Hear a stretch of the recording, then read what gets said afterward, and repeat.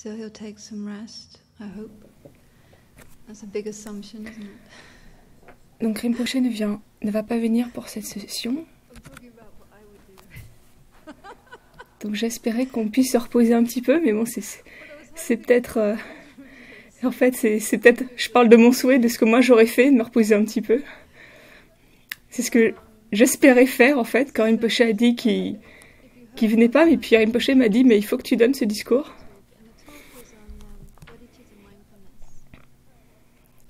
Donc si vous avez entendu, hier soir, Rinpoche m'a un peu incité à donner ce discours. Et donc ce discours est sur la pleine conscience de Bodhicitta. Donc si cela ne vous dit rien, j'espère qu'à la fin de ce discours, ça sera un peu plus clair pour vous. En fait, je n'ai ni Bodhicitta ni pleine conscience, mais il se trouve que j'ai une collection de papiers en face de moi et c'est plus facile pour moi de vous lire ces papiers en anglais que pour Rinpoche d'essayer de le retraduire depuis le tibétain pour vous en anglais. Donc j'ai déjà donné ce discours, cet enseignement à quelques reprises à différents endroits. Donc j'ai compilé en fait les pratiques de la pleine conscience de Bodhicitta qui peuvent être utilisées lors des retraites.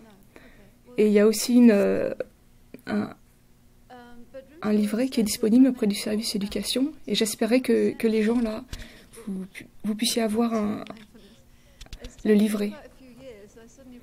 Et Rinpoche répète que j'ai publié un livre de Bodhicitta sur la pleine conscience de Bodhicitta. Et bon, je me suis dit, bon, bah, j'ai intérêt à faire ce livre. Donc je suis en train de travailler sur ce livre maintenant. Et il y aura davantage d'informations dans ce livre sur ces pratiques. Et bon, comme je suis en train de travailler sur ce livre, j'ai mes notes un peu partout. Et elles ne sont pas exactement comme j'aimerais qu'elles soient, mais... Et donc tout à l'heure, j'étais dans ma chambre en train d'essayer de préparer ces discours. Et j'espérais avoir la clarté de l'esprit me permettant de vous présenter ces enseignements de la façon dont ils méritent d'être présentés, parce que je pense que c'est un enseignement qui est vraiment très important, qui est fondamental. Rinpoche lui-même a dit à de nombreuses reprises que c'est vraiment très important. Donc j'espère que je peux comme ça partager avec vous quelques idées, des choses dont Rinpoche a parlé. Et ensuite vous pouvez réfléchir. Et j'espère que cela peut être un enrichissement pour vous. Mais comme je disais, je souhaiterais avoir le talent, les capacités mentales, mais bon, j'essaie. Je ne fais qu'essayer. Alors, on va commencer avec le refuge. On va faire le refuge et la bodhicitta. Donc de cette façon-là, ça devient une pratique bouddhiste et une pratique du Mahayana.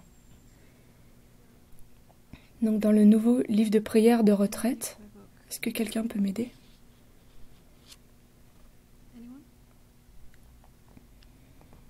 Okay, I've got it. It's bottom of page 118.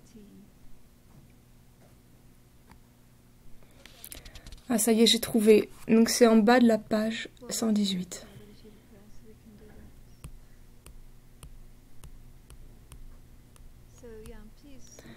Donc c'est la prière de refuge et de bodhicitta. Donc on peut faire cela. Donc s'il vous plaît, essayez d'établir une bonne motivation. Si vous avez une bonne motivation, ça va aussi m'aider à mettre de l'ordre dans mes pensées. Et je vais bénéficier de vos esprits purs. Je vais être capable de faire cela d'une façon qui rendra Rinpoche heureux. Et donc on récite la prière de refuge. Getre dang shoki tsognan Jancho Bandun Dani Kyam Sunchi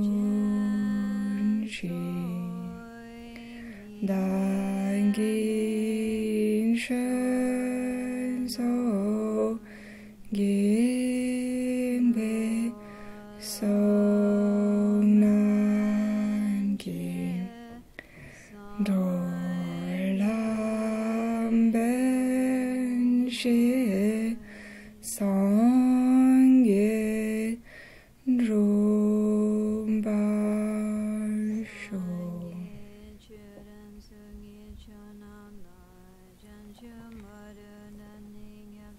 Sangye Chok Nam La Choncho Bando Dani Kyam Suchi Daki Jinso Gepek Sok Nam Ki Drola Penshi Sangye Drompa Sho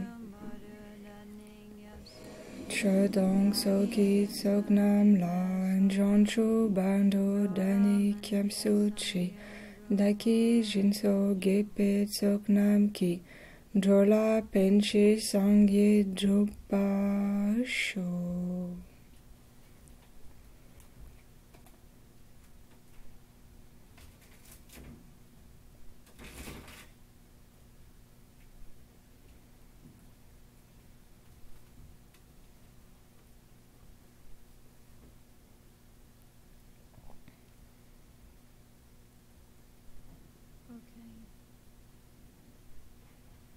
So I think first of all, I just want to give a little bit introduction to this bodhicitta mindfulness.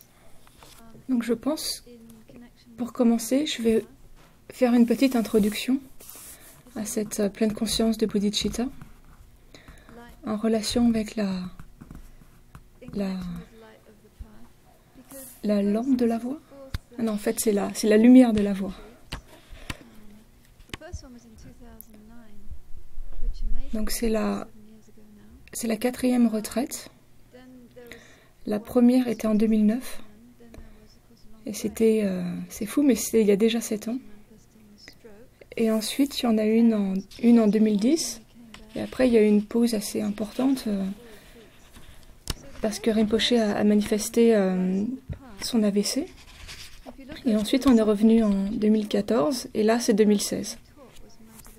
Donc lors de la première lumière de la voix, si vous regardez ce que Rinpoche a enseigné, en fait la première chose que Rinpoche a enseigné, c'est la motivation. Lors des premiers jours, il a enseigné l'importance de générer une motivation de bodhicitta.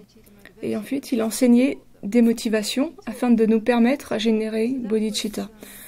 Donc c'est vraiment très, très, très utile parce qu'il n'a pas seulement dit générer bodhicitta, mais il nous a enseigner des motivations permettant de nous permettre à générer bodhicitta. Et ensuite, le deuxième sujet que Rinpoche a enseigné, c'est les mantras nous permettant de bénir la parole.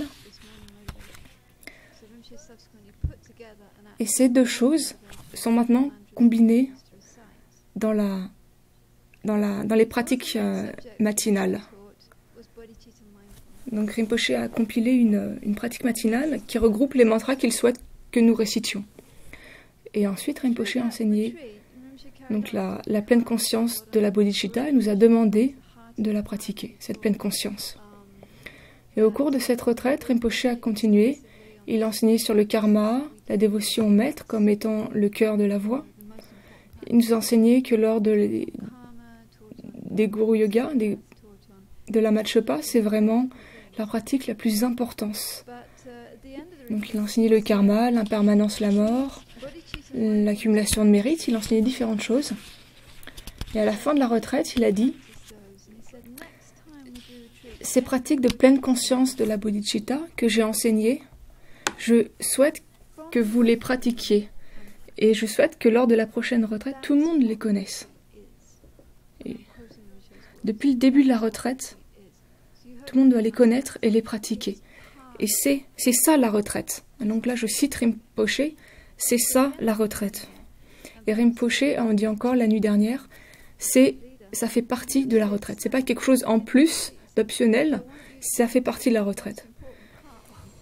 Et Vinrab Steve, qui était le guide de la retraite l'an dernier, 2014 pardon, à Rinpoché, il faudrait que tu donnes un discours sur l'essence de la retraite. Et donc on a fait un brainstorming, on s'est dit mais qu'est-ce que c'était et puis Rinpoché finalement a dit mais c'est la pleine conscience de la bodhicitta. Donc c'était intéressant.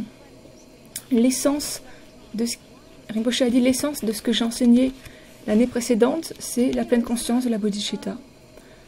Donc pourquoi est-ce que c'est ce qui est le plus important pour Rinpoché? C'est intéressant de se poser la question. Donc je voulais juste vous dire cela pour mettre cela en perspective. Et avant, il y a eu une retraite à l'Institut Vajrayogini, la retraite Mani. Et lors de cette retraite, Rinpoché avait encore introduit ses pratiques et a donné quelques explications. Et ensuite, lors d'autres retraites, à Yagriva, Kitatushita, et lors d'autres enseignements, Rinpoché a enseigné ses pratiques. Et Rinpoché a dit, je souhaite que vous essayiez. Au moins, il faut que vous essayiez pendant la retraite. Si vous n'essayez pas pendant la retraite, comment allez-vous pouvoir les pratiquer dans la vie quotidienne? Si vous ne générez pas une familiarisation maintenant, ça sera très difficile. Et si vous pouviez faire ça dans la vie quotidienne, ça serait extraordinaire. Ça donnerait tellement de sens à votre vie.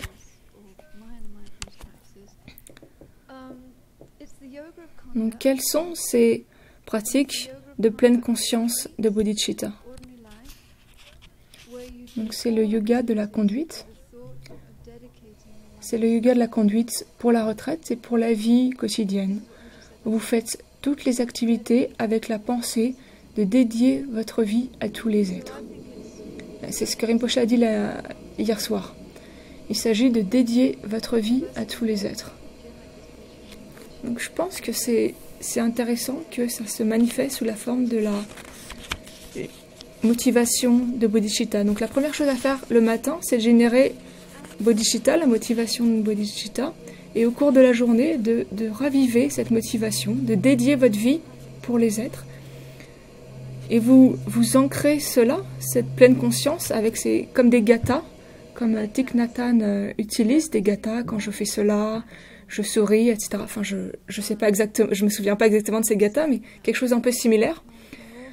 Toutes ces différentes actions, vous pensez, quand je me lève, puissent tous les êtres émerger des profonds océans de souffrance samsarique. Par exemple, quand vous ouvrez la porte, vous voyez là, on a affiché sur les portes ce qu'il faut penser. Donc j'ouvre la porte de la sagesse transcendantale pour tous les êtres. Quand vous passez par la porte, vous pensez, j'amène tous les êtres dans la ville de la libération. Quand vous rentrez dans la Gampa, vous pensez, j'amène tous les êtres à la cité de la libération. Donc vous pensez cela. Et un des pensées, c'est que vous pensez cela. Et le deuxième aspect, c'est que vous vous visualisez en train de faire cela. Et après, vous priez, puisse cela se produire.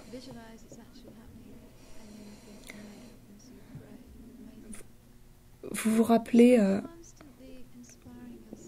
grâce au slogan, vous vous en rappelez, vous vous visualisez en train de le faire, et puis vous priez, puisse cela se produire. Donc constamment, vous êtes en train de vous inspirer, de vous donner l'inspiration de bodhicitta. Constamment, vous pensez à tous les êtres. Donc quand Rinpoché parlait de ses pratiques de pleine conscience de la bodhicitta à l'Institut Vajrayogini en 2009, il a commencé en parlant du fait que cette vie humaine est tellement précieuse. Et c'était son tremplin pour ses pratiques. Cette vie est tellement précieuse, vous ne pouvez pas vous permettre de gaspiller ne serait-ce qu'un seul instant. Et Rinpoché l'a dit encore hier, c'est tellement précieux, vous ne pouvez pas en gaspiller un moment. Donc il faut constamment pratiquer le dharma. Et qu'est-ce que ça veut dire, constamment pratiquer le dharma? Ça veut dire pratiquer les 3 principaux aspects du chemin. Ça veut dire pratiquer les antidotes aux perturbations, ça veut dire vivre dans les vœux. Et en particulièrement, ça veut dire pratiquer l'antidote à l'auto-chérissement. Et qu'est-ce que c'est? C'est bodhicitta. D'où ces pratiques de pleine conscience de bodhicitta. Et autre chose que Rinpoche a mentionné, c'est que quand vous faites les retraites, vous avez les sessions, puis vous avez les moments entre les sessions. Donc c'est comme ça une retraite. Donc une retraite, c'est tout un package en fait, c'est tout un kit. Il n'y a pas de vacances. Vous n'allez pas méditer sur la dévotion au maître et sortir et faire quelque chose de complètement différent. Pendant les pauses, vous essayez d'avoir cette conscience à l'esprit que tout est une manifestation du maître. Si vous méditez sur l'impermanence, entre les sessions, vous essayez de garder la continuité du sujet. Donc le point principal de la retraite, c'est d'avoir davantage de compassion. C'est quelque chose que Rinpoche dit tout le temps. Donc on veut avoir un bon cœur, on veut avoir davantage d'empreintes de bodhicitta. Donc entre les sessions, on utilise les pratiques de la pleine conscience de bodhicitta. Donc c'est une autre façon de dire voilà comment intégrer la pleine conscience de bodhicitta dans la retraite. Et Rinpoche a dit hier que cela, ça fait partie de la retraite. Il n'y a pas de vacances du dharma, comme Rinpoche dit. Parce que les vacances du dharma, ça veut dire que vous créez les causes de la souffrance. Et ça, c'est ce qu'on a fait depuis toutes nos vies passées. Mais si nos actions sont motivées par le lamrim sur lequel on a médité, alors sur le coussin, on a créé de la vertu, mais quand on sort, on fait autre chose, on crée encore des causes du samsara. C'était assez amusant parce que à Tushita, lors de la retraite à Yagriva, il y avait Venerable Robina. Je pense que la plupart de vous connaissez Venerable Robina. Elle était assise sur le devant et on arrive au sujet de la boulimie. On s'est mis à parler de la boulimie. En fait, non, pardon. On a commencé à parler de l'anorexie. En fait, Rinpoche disait, voilà, les gens ont toutes ces choses incroyables, mais ils s'affament, ils ne mangent pas. Et puis Robina a amené le sujet de la boulimie. Et Rinpoche a dit, mais qu'est-ce que c'est que ça? Et donc elle a dit, en fait, vous mangez toutes ces choses délicieuses, et puis après, vous allez les vomir. Et là, Rinpoche s'est mis à rire. Et on était tous là, mais qu'est-ce qui se passe? Et Rinpoche ensuite a dit, et ça ressemble étrangement à la façon dont vous pratiquez le dharma. Ça ressemble étrangement à la façon dont vous pratiquez le dharma. Voilà. On vomit encore tout ça après. Donc il n'y a pas de vacances du dharma, ça n'existe pas.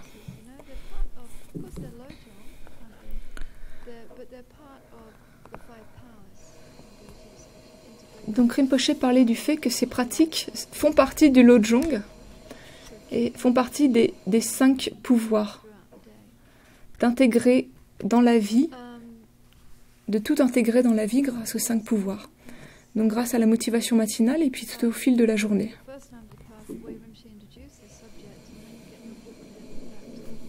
Donc je pense que ça va. Lors de la première lumière de la voix, quand on a eu nos petits livrets, Rinpoche a cité sa sainteté et a dit « Si vous suivez vos perturbations, vous blessez vous-même et autrui. » Donc l'idée est que si vous suivez vos perturbations, vous vous blessez vous-même, parce que bien sûr, vous ne pouvez pas développer votre esprit, vous ne pouvez pas atteindre l'éveil. Non seulement vous blessez vous-même, mais vous ne pouvez rien accomplir pour les autres. Et en plus, les autres, vous blessez les autres parce que vous pouvez, bien sûr, vous les blessez directement, et en plus, vous ne pouvez pas les amener à l'éveil. Mais si vous pratiquez le dharma, avec bodhicitta, le bon cœur, c'est l'opposé, c'est l'inverse. Donc ça, c'était sa motivation pour pratiquer la pleine conscience de bodhicitta. Et bien sûr, tout cela se fait sur la base de bodhicitta. Donc au début, Rinpoche nous a enseigné comment générer cette attitude de bodhisattva. Donc qu'est-ce que c'est cette attitude de bodhisattva? au Mexique, je crois que c'était l'an dernier, il y avait des étudiants qui ont demandé à Rinpoché d'avoir davantage de pratiques de pleine conscience de bodhicitta.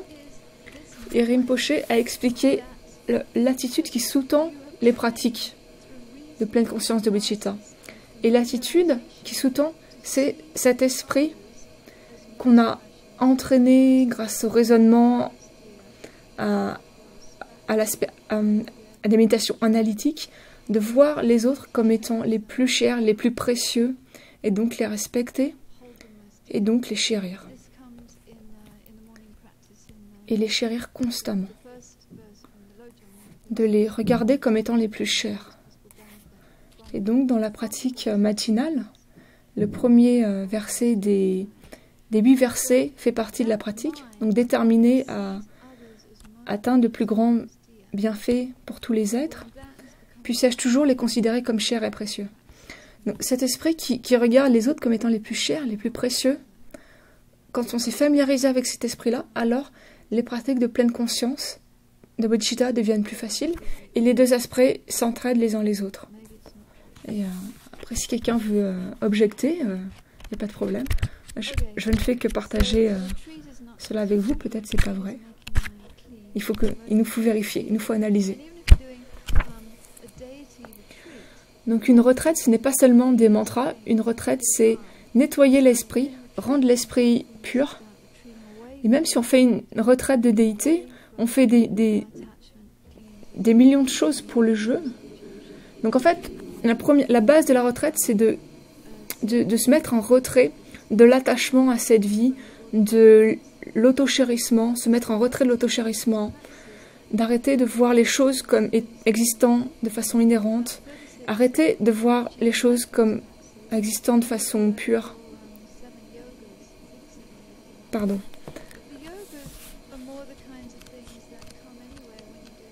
Arrêtez de voir les choses comme ordinaires. Donc il y a aussi les yogas, ce qu'on appelle les yogas, et ça c'est des choses qui font partie des pratiques plutôt des tantras. C'est aussi dans les sutras, mais ça fait partie de la voie des tantras. Et quand on fait une retraite de tantra, on a des instructions sur la toilette, le yoga de la toilette, le yoga de du manger, de la nourriture, le yoga de comment on s'habille. Donc par exemple, les vêtements, on les offre à la déité, au maître déité, comme dit Rinpoché. Et chaque chaussette que vous mettez, vous l'offrez au maître avec la motivation de bodhicitta. Donc ça, c'est complètement inconcevable. Donc mettez autant de vêtements que vous pouvez.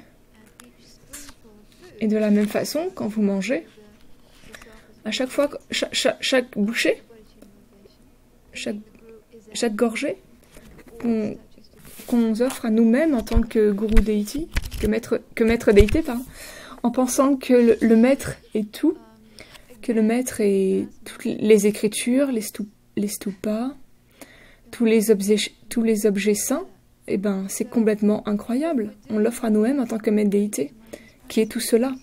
Donc mangez autant que possible. Plus vous mangez, mieux c'est.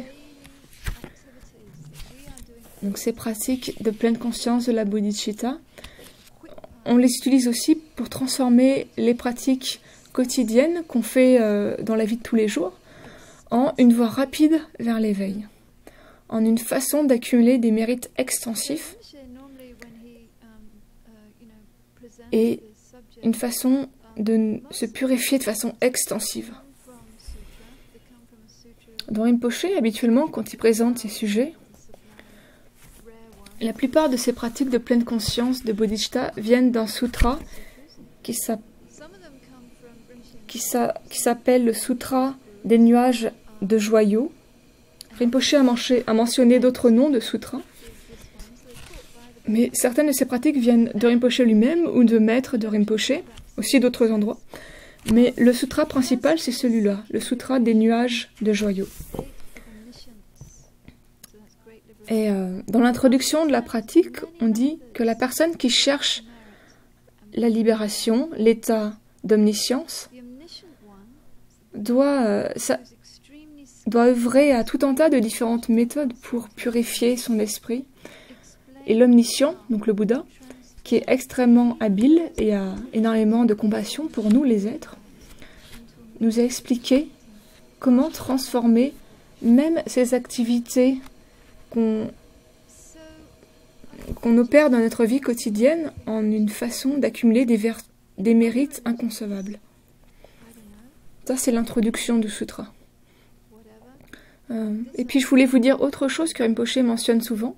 Donc, dans d'autres religions, peut-être, je ne sais pas, mais il y a cette idée que peut-être il faut aller dans un temple ou lire un livre sacré, mettre certains habits, afin que les activités deviennent religieuses, peut-être. Peut-être certaines religions. Mais dans le bouddhisme, il n'y a pas ça.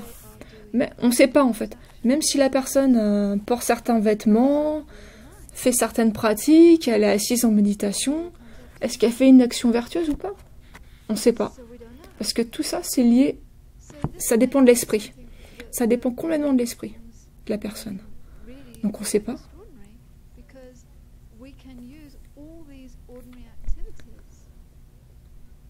Donc c'est quelque chose de vraiment extraordinaire en fait. On peut utiliser toutes ces activités ordinaires simplement en changeant notre attitude, en les faisant avec une motivation de bodhicitta.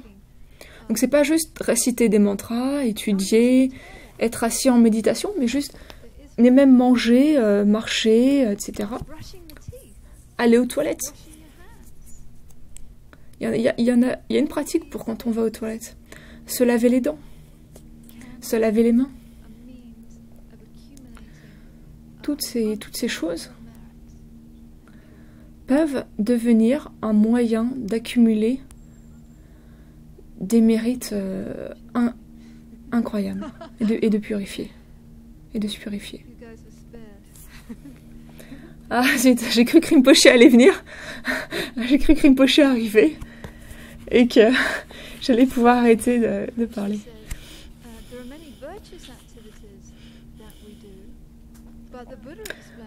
Donc, Rinpoché a dit, il y a énormément d'activités vertueuses que nous faisons, mais le Bouddha a expliqué comment faire même les petites activités comme mettre nos chaussettes, couper les légumes, faire la vaisselle. Comment on peut transformer ça en une façon d'accumuler des cieux de mérite, non seulement pour nous-mêmes, mais pour les êtres. Pourquoi? Parce qu'on se rapproche de l'éveil, donc constamment, on développe cet esprit de bodhicitta, ce bon cœur, le fait de penser aux autres. Donc la citation continue. Le Bouddha a expliqué cela pour ceux dont le niveau d'intelligence est inférieur. Donc c'est-à-dire pour ceux qui n'ont pas la réalisation de bodhicitta. Bien sûr, pour les gens qui ont la réalisation de bodhicitta, ils font déjà tout avec bodhicitta. Mais même si vous n'avez pas la réalisation de bodhicitta, vous pouvez donc faire ces pratiques de bodhicitta. Et vous dédiez de cette façon-là tout ce que vous faites pour tous les êtres. Et c'est ça, ces pratiques de pleine conscience de la bodhicitta. Il s'agit de dédier notre vie à l'infinité des êtres. Et Rinpoché m'avait précédemment demandé de faire un discours. Et à Chenrezig Institute, il y avait une nonne qui s'appelait Carla. Et elle aime vraiment beaucoup la pleine conscience. Personnellement, je ne connais pas grand-chose sur la pleine conscience. Mais Vénérable Carla, vraiment, elle disait la pleine conscience va sauver le monde, Vénérable Carla. Donc c'était quelqu'un qui donnait des conseils. Et elle donnait des conseils aux personnes qui sont en prison, qui ont beaucoup de problèmes de colère. Elle conseillait des personnes qui sont suicidaires, comme ça, des personnes qui ont vraiment des difficultés mentales très lourdes. Et elle utilisait la pleine conscience. Elle n'utilisait pas la pleine conscience bouddhiste, elle utilisait la pleine conscience conventionnelle, celle de l'industrie qui vend beaucoup en ce moment, on peut dire, c'est une pleine conscience qui ne juge pas, c'est une pleine conscience de l'instant présent qui ne juge pas. Et elle était extrêmement passionnée par cette pleine conscience. Elle disait qu'elle avait 99% de succès en utilisant cette méthode. En s'asseyant avec les personnes qui avaient ces pensées de suicide, et ils pensaient toutes ces choses qu'ils pensent habituellement. Et comme dit le slogan, vous n'avez pas à croire tout ce que vous croyez. Et elle leur enseignait cette pratique de pleine conscience. Et donc les étudiants, en pratiquant, commençaient à réaliser, bah oui, c'est pas vrai, il n'y a pas à y croire. Elle disait, avec les personnes qui ont des pensées de suicide, il y a 100% de chances de réussite. Et j'ai d'autres, comme ça, un peu des faits. Je ne sais pas s'ils sont vrais ou pas, mais je vais les partager avec vous. Donc, selon la recherche moderne, entre guillemets, on a environ 60 000 pensées par jour. Ah, on a l'impression que c'est même plus que ça, non? 60 000 pensées par jour.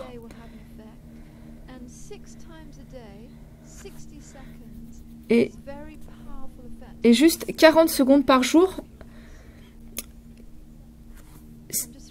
ça a de l'impact. Et 4 fois par jour, 60 secondes, impacte la plasticité cérébrale.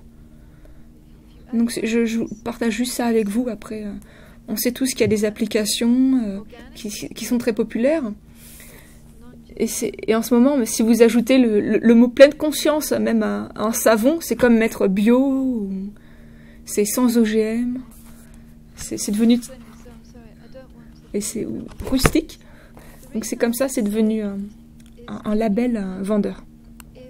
Donc je suis désolée, je veux pas rabaisser tout cela, mais la façon pour laquelle je dis ça, c'est imaginer s'il y a de la vérité là-dedans, et je suis certaine qu'il y a de la vérité là-dedans par rapport à ce que Venerable Karla a partagé de son expérience.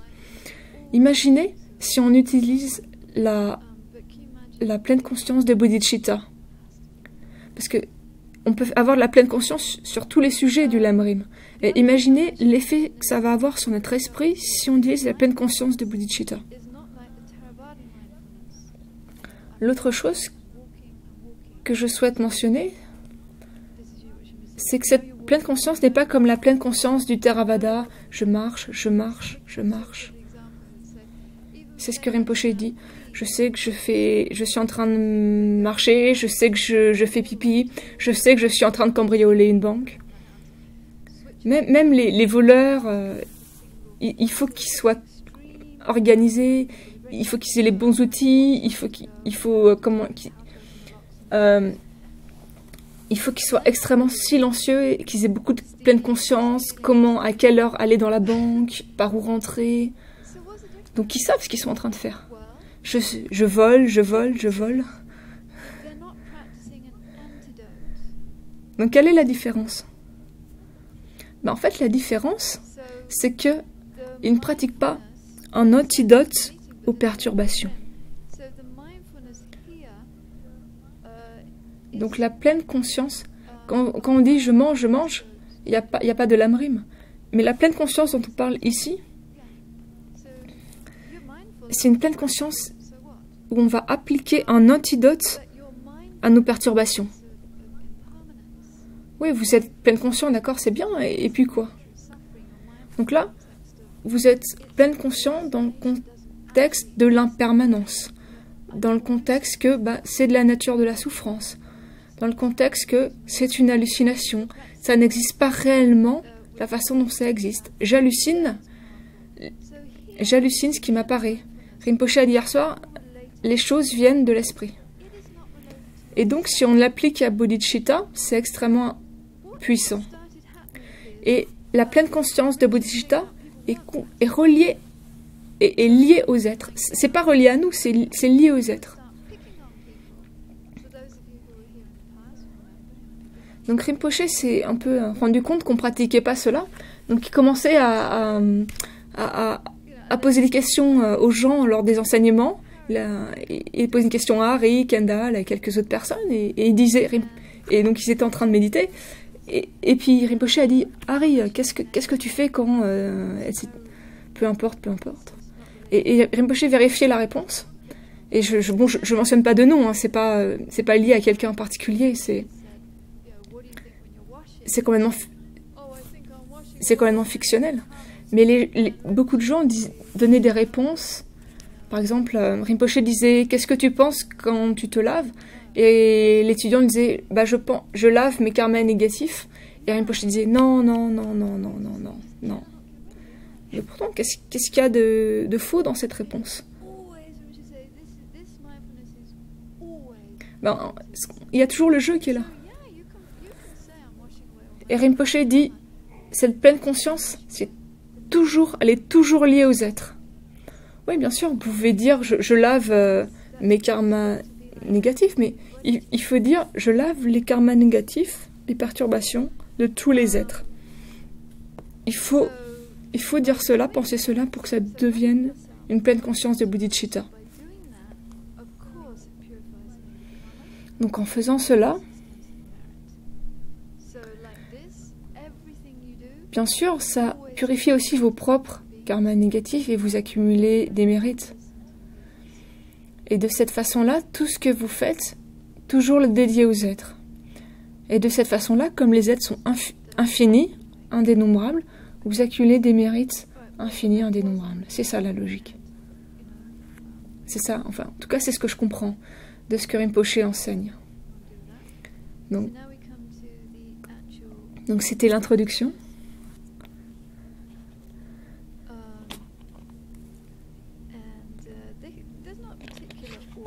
Et on arrive à la pratique elle-même. Donc il n'y a pas d'ordre particulier en fait. Donc je vais juste rentrer dedans par le matin. On va commencer par le matin. Par les activités matinales. Donc le matin, la première chose, quand vous vous réveillez le matin, pensez, puissent tous les êtres réaliser le corps sacré du Bouddha. Parfois, Rinpoché dit « Puissais-je atteindre l'éveil pour tous les êtres ?» Ou bien « Puissent tous les êtres atteindre le Rupakaya ?» Quand vous allez vous endormir, vous allez dans la claire lumière et vous pensez « Puissent tous les êtres atteindre le Dharmakaya ?» Et quand vous vous réveillez le matin, vous émergez du Dharmakaya sous la forme d'un Bouddha et vous dites « Puissent tous les êtres atteindre le corps sacré du Bouddha. » Donc c'est votre première pensée.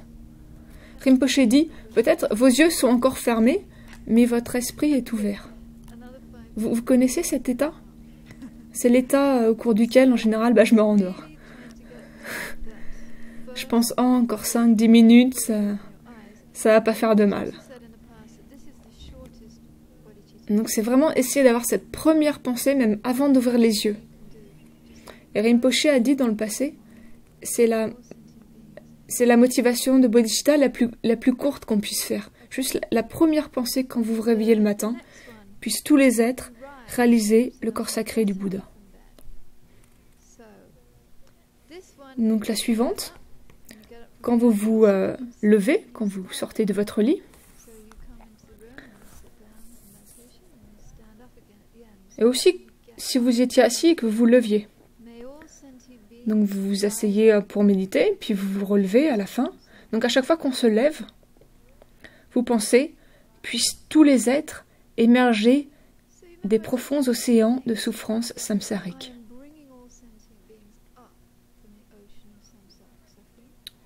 Donc j'ai dit qu'il y avait 3 choses. On peut dire, je sors tous les êtres des océans de souffrance samsarique, et on peut dire, puisse cela se produire.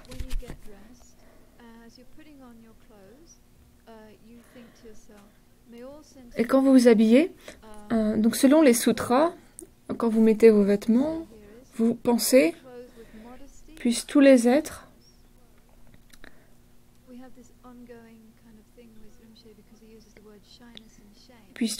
revêtir l'habit de la conscience morale et de la gêne. Donc on a un peu ce débat avec Rinpoché parce qu'il utilise des termes en anglais qui sont la timidité et la honte. Et on essaie de dire à Rinpoché que c'est peut-être pas vraiment approprié à ce contexte-là. Et en fait, ce que Rinpoché veut dire par cela, donc la timidité, on peut dire la modestie. Donc c'est par rapport à vous-même en fait. Donc vous souhaitez protéger vos propres vœux.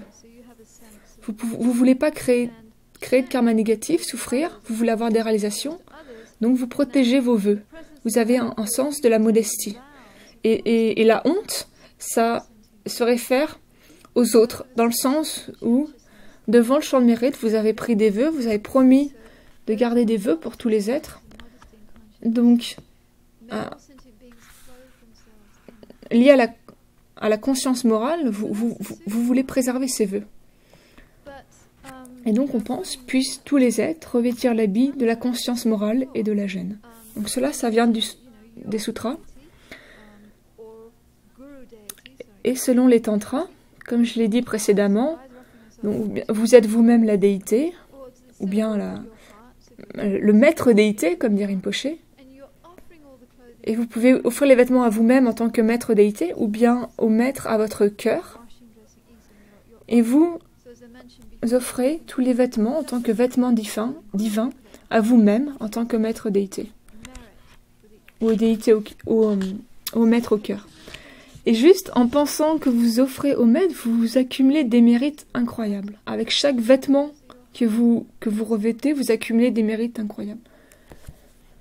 Donc, vous pouvez penser que le maître est à votre cœur et vous pouvez donc voir tout cela comme des offrandes. Et ça, c'est le pouvoir du maître. Je pense que Rinpoche va en parler. C'est le maître, c'est l'objet le plus précieux. C'est la façon la plus rapide, qui a le plus de force de créer des mérites. Donc quand vous mettez votre ceinture, quand vous attachez votre ceinture, parce que en tant que monastique, on a une ceinture qu'on attache, donc vous pensez, puisse l'esprit de tous les êtres être lié par les 3 entraînements supérieurs, la conduite morale, la concentration et la sagesse. Et quand on défait la ceinture, on pense, puissent tous les êtres être libérés de l'asservissement, du karma et des émotions perturbatrices. Donc, récemment, Rinpoche a dit qu'il avait inventé celle-là.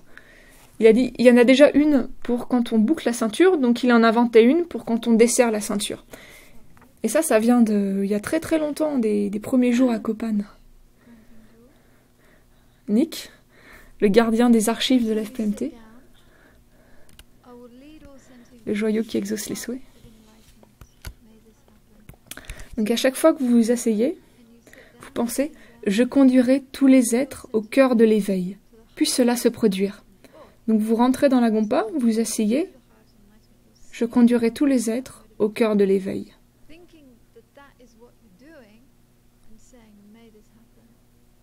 Donc vous asseyez avec cette motivation. Vous pensez que c'est ce que vous faites. Et vous dites « Puisse cela se produire. » Vous le pensez, vous prenez la responsabilité et vous priez de cette façon-là. Quand vous allongez dans votre lit, je mènerai tous les êtres à l'état sans chagrin, la grande libération ou l'éveil.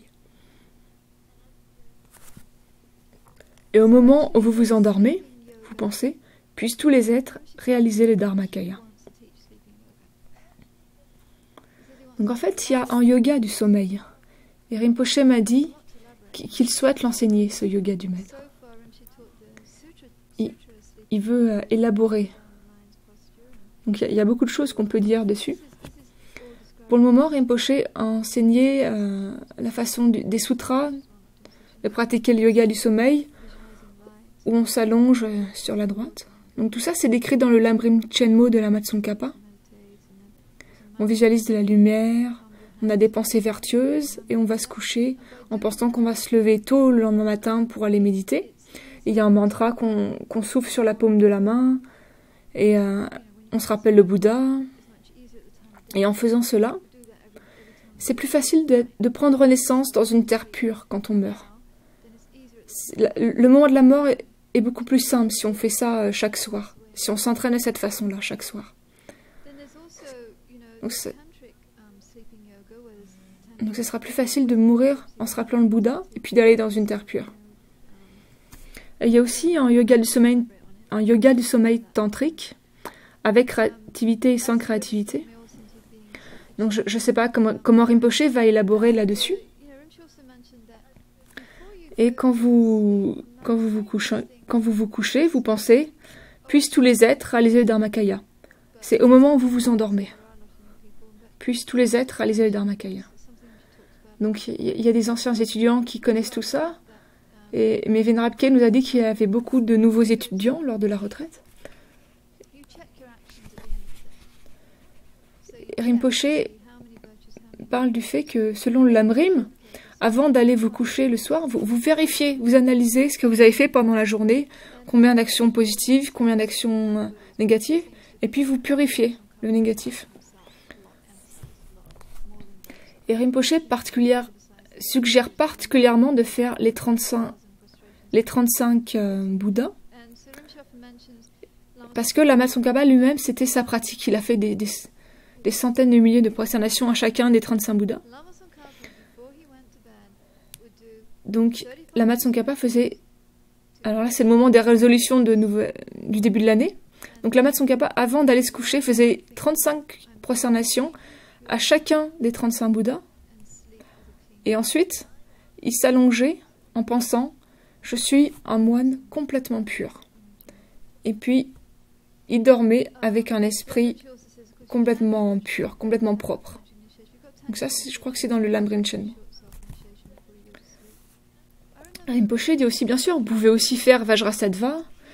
Si vous avez une initiation tantrique, vous pouvez faire une auto-initiation avant d'aller vous coucher. Et je me rappelle de Kyabje Rinpo Rinpoché, au moment, c'était au Tibet, sous l'occupation chinoise. Donc c'était un lama élevé. Et il était, comment on va dire, il était fiché quelque part. Il était identifié comme quelqu'un qu'il fallait rééduquer. Donc Rinpo Rinpoché disait, donc quand ils viennent pour vous chercher, donc en général ils viennent tôt le matin. Ils viennent très tôt le matin quand vous êtes encore couché. Comme ça il y a moins de résistance. Donc la police chinoise venait tôt le matin pour vous prendre. Et puis voilà, après vous savez, c'était ça. Après vous pouviez être mort dans la journée. Donc avant d'aller se coucher, il appliquait vraiment beaucoup d'efforts. Parce que c'était vraiment au petit matin, ça pouvait terminer quoi. Donc il faisait l'auto-initiation, il faisait beaucoup de choses. Et il allait se coucher, il disait, ça y est, c'est bon, je suis propre. S'ils viennent pour moi me chercher, c'est bon, ça va. Je suis propre. Et Rinpoché, dans le passé, a aussi suggéré de rester la prière royale. Donc si vous êtes nouveau et que vous n'avez pas encore tout un tas d'engagements, c'est quelque chose que vous pouvez faire. Donc ça, c'est pour le sommeil. Et ensuite, donc on a quand vous offrez de l'encens. Je ne sais pas pourquoi je l'ai dans cet ordre-là. Enfin bon, c'est pas grave, je suis juste mes papiers, c'est pas très important. Donc quand vous offrez de l'encens, je sais pas, c'est dans les sutras apparemment. Donc puisse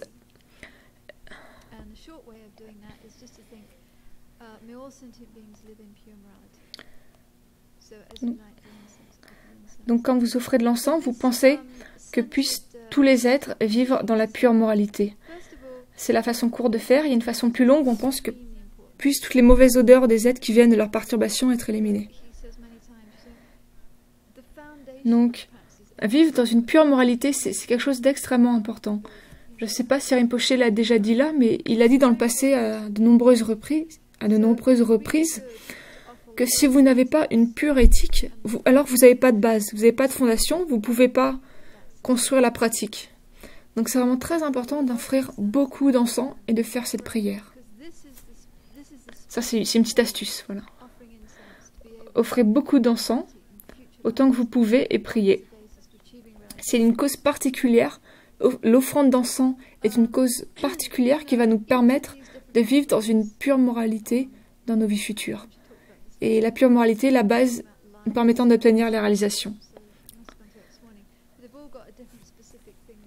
Et chacune de ces offrandes, Rinpoché en a parlé hier soir, il a parlé de la lumière.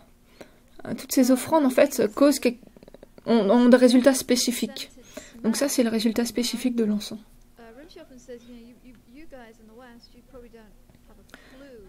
Et en fait, cette odeur particulière de la moralité, Rinpoché dit que probablement vous, en Occident, vous ne savez pas trop ce que ça veut dire. Mais il dit, en fait, il y a une odeur de santé. Les êtres saints ont une odeur particulière. Quelque chose de très doux. Une odeur vraiment particulière, unique. Et il donne cet exemple quand il était un petit garçon au Solo Kumbu. Il était à une initiation et il y avait un jeune Tulku qui était assis de l'autre côté de l'allée. Et à la fin de l'initiation, tout le monde s'est levé pour partir. Et ce petit Tulku est passé devant lui dans l'allée. Et Rinpoché a eu ce parfum qui lui arrivait à plein nez, ce parfum très doux. Et il a dit, ah, ça c'est l'odeur de la moralité. Donc ça n'a rien à voir avec le parfum, les choses comme ça. Et une autre histoire, c'est à propos de Papongpa Rinpoché. Donc c'est une histoire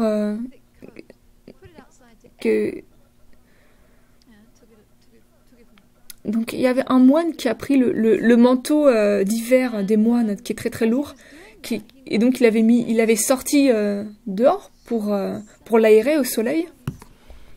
Et pendant qu'il faisait ça, il a noté qu'il y avait une odeur très douce, une odeur de sainteté, très douce. Donc Lama Rinpoché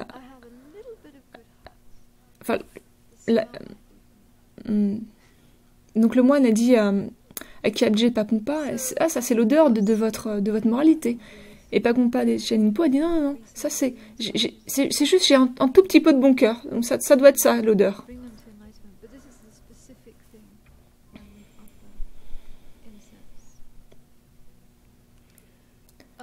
Donc on a ces motivations d'être bénéfique à tous les êtres, mais quand on a de l'encens, il y a cette motivation particulière qu'on génère. Donc la suivante, quand on nettoie, puissent tous les êtres ne pas avoir de mauvaise conduite, puissent-ils tous avoir une conduite parfaite. Donc il nous faut toujours nettoyer, on est toujours en train de nettoyer. Et dans les 6 pratiques préparatoires dans le Jorche, une des pratiques, c'est de nettoyer la pièce. On est supposé nettoyer le lieu où on médite régulièrement, qu'il soit sale ou pas d'ailleurs. Il nous faut le nettoyer. Et dans le Lamrim, on a l'histoire d'abandonner les perturbations de la rate qui balayait, qui était pas très intelligent en fait, et qui balayait et qui avait ce travail de nettoyer.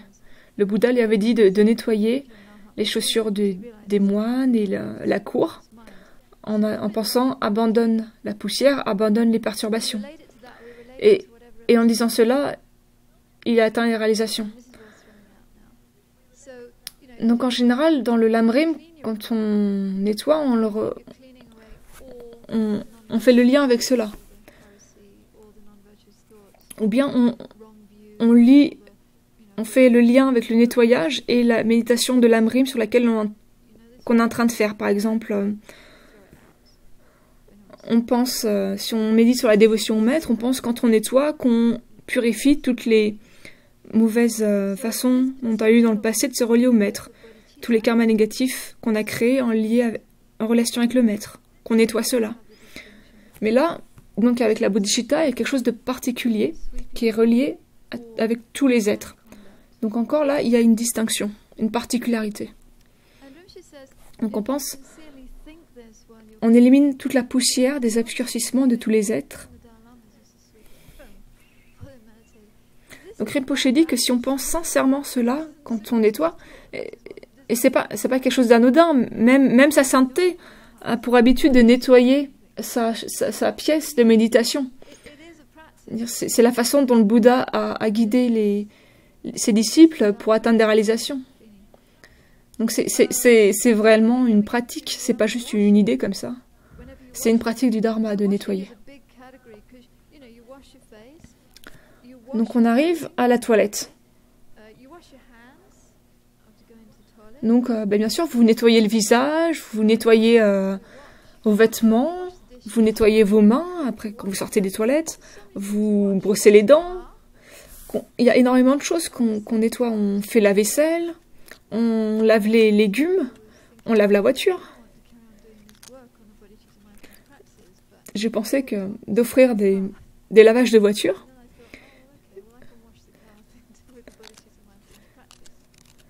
Et en fait, quand je travaillais sur ce livre de la Bodhisattva Attitude, je me dis, j'ai bien envie d'aller nettoyer des voitures. Quand j'étais au Mexique, Rinpoche a donné cet enseignement, et les gens étaient tellement intéressés que c'était la fin du temps qui m'était assigné, et puis ils étaient en train de frapper dans leurs mains, et je pensais qu'ils en avaient marre, quoi, qu'ils voulaient aller manger, qu'ils n'en pouvaient plus, qu'ils pensaient, s'il te plaît, arrête. Et donc je leur ai dit, j'ai presque terminé. Et puis ils ont dit, non. Et en fait, après, quelqu'un m'a dit, non, en fait, ils voulaient pas que t'arrêtes. Ils étaient vraiment intéressés. Et après, j'en ai parlé avec Vénérable Steve. Et pourquoi est-ce qu'ils sont vraiment intéressés par ça? Parce qu'en fait, les gens là-bas ont pas beaucoup de temps pour étudier ou pour pratiquer, mais il y a beaucoup de gens qui coupent les cheveux ou qui font la vaisselle. C'est leur travail, en fait. Ils font toutes ces activités. Et là, ils viennent de se rendre compte qu'en fait, ils peuvent être payés pour faire ces pratiques-là et pour donc se rapprocher de l'éveil. Ils pensaient qu'ils devaient faire ces jobs pour avoir du temps après pour pouvoir pratiquer. Et en fait, là, ils viennent de se rendre compte qu'ils pouvaient en faire leur pratique principale. Et donc, quand vous coupez, pardon. Donc, quand on nettoie, quoi que vous nettoyez, voilà, ça marche. Vous pensez, j'élimine toutes les souillures des émotions perturbatrices des êtres. J'élimine toutes les souillures des émotions perturbatrices des êtres. Et après, vous pouvez élaborer. Donc, disons que vous brossiez les dents. Alors, la brosse à dents, le dentifrice, l'eau sont la voie graduée complète vers l'éveil et vous faites disparaître tous les obscurcissements de l'esprit de tous les êtres. Donc, Rinpoche raconte l'histoire de sa visite chez le dentiste il y a quelques années et ses gencives étaient en mauvais état en fait. Et le dentiste l'a un peu disputé, quoi. Et Rinpoche est revenu 1 an plus tard, et le dentiste lui a dit « Waouh, vos gencives vont beaucoup mieux, qu'est-ce que vous avez fait ?» Donc en fait, il y avait Vénérable Oli qui était là, et Oli a commencé à expliquer que Rinpoche prenait des médicaments, il avait commencé à faire davantage d'exercices, etc. Et Rinpoche a dit « En fait, j'ai repensé après, et il s'est dit « C'était pas exactement ça. » Donc après, Rinpoche a écrit une lettre au dentiste pour lui expliquer. Et il a dit, en fait, quand je suis venue vous voir, donc vous m'avez demandé, et puis la moniale a dit ça, et en fait, c'est pas exactement ça. En fait, ce qui s'est passé, c'est que quand j'étais... Bon, effectivement, ces choses se sont passées, mais quand j'étais au Népal, j'ai rencontré une dentiste américaine, en fait, qui m'a donné tout un enseignement sur comment laver mes dents. Vous voyez le genre de choses. On broche devant, derrière, etc. Et donc, je me suis mis à penser que j'élimine toutes les souillures des émotions perturbatrices de tous les êtres. Et donc, la brosse à dents, le dentifrice, c'est la voie graduée complète vers l'éveil. Et j'ai fait ça tous les soirs. Et en fait, c'est grâce à ça que mes dents, mes gencives vont mieux.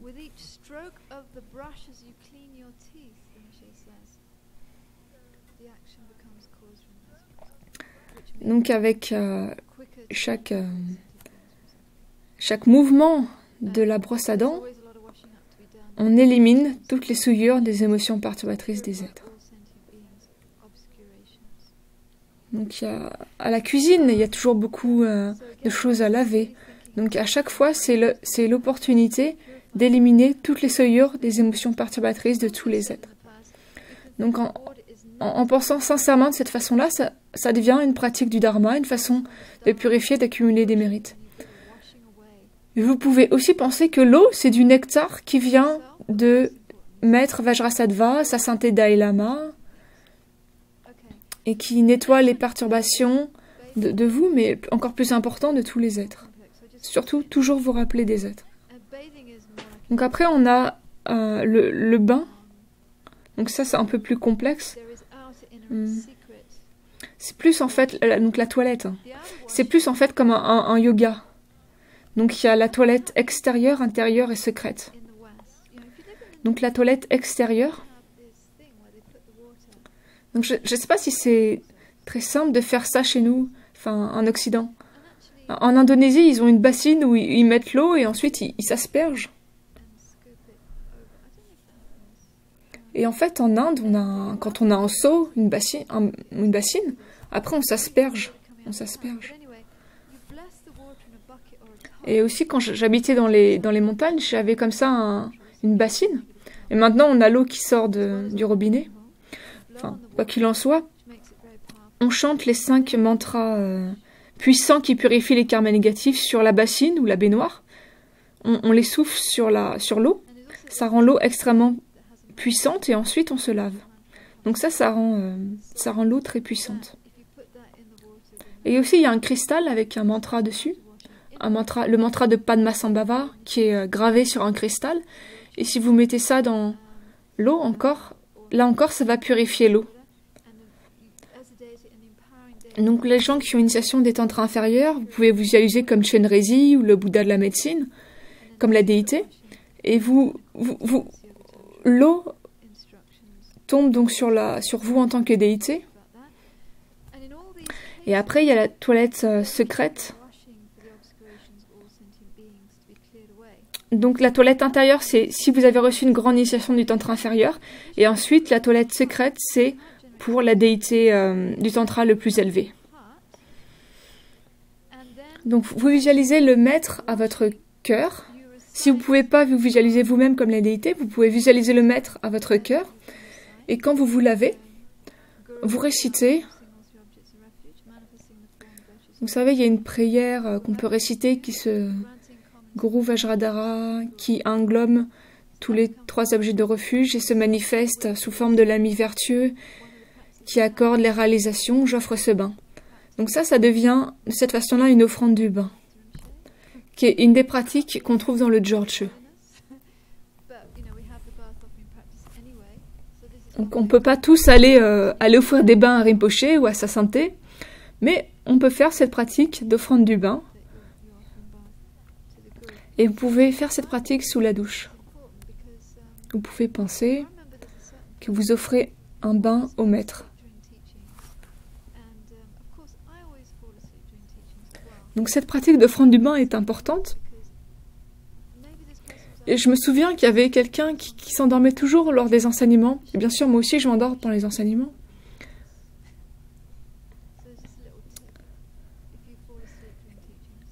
Et Rinpoche a dit à cette personne, il faudrait que vous fassiez cette pratique d'offrande du bain. Donc c'est quelque chose, une petite astuce. Si vous endormez pendant les enseignements, faites cette pratique d'offrande du bain. Bon, après, il y a quand vous vous mouchez. Donc ça, c'est une pratique qui vient de Rinpoche. Il s'est dit, mais pourquoi pas. Puis comme il y a déjà une pratique pour nettoyer, et qu'il était en train de se moucher, il a commencé, lors de l'enseignement, il a commencé à rire, il a dit, je viens d'avoir une idée. Quand on se mouche, pensez, je nettoie tous les karmas négatifs et les perturbations mentales de tous les êtres. Et Rinpoche a dit, quand vous dites nettoyer les karmas perturbatrices, les perturbations mentales, C'est comme quand on fait l'offrande du mandala dans le Lama Tshepa. De pacifier immédiatement toutes les conceptions négatives, depuis la dévotion incorrecte au maître, etc., etc., jusqu'à l'éveil.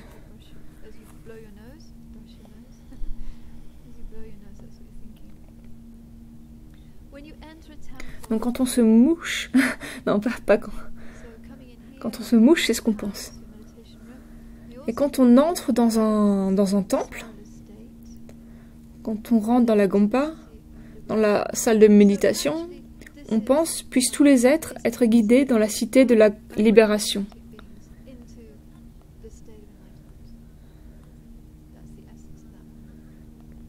En fait, on pense qu'on amène tous les êtres à l'état d'éveil. En fait, la cité de l'état sans chagrin,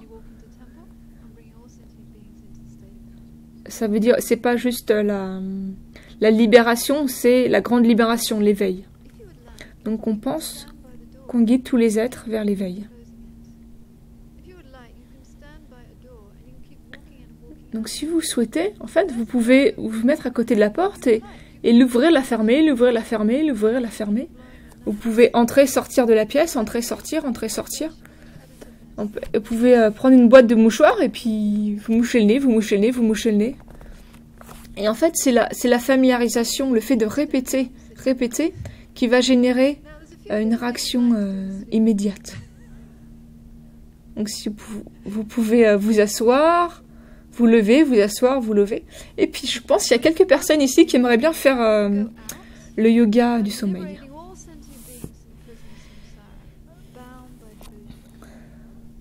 Quand vous sortez, vous pensez, je libère tous les êtres de la prison du samsara.